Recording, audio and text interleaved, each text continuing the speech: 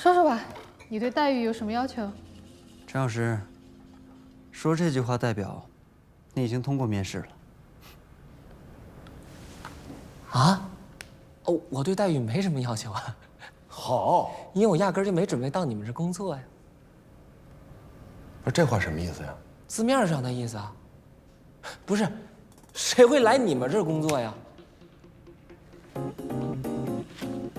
不光是我，还有门口那些人，哪一个不是寒窗苦读10几年，穿过了一片片题海，跨过了一个个考试的高山，带着希望来到你们门口，结果呢，被你们一道道莫名其妙的脑筋急转弯挡回去，打消对未来的希望。这样的工作，我不想要。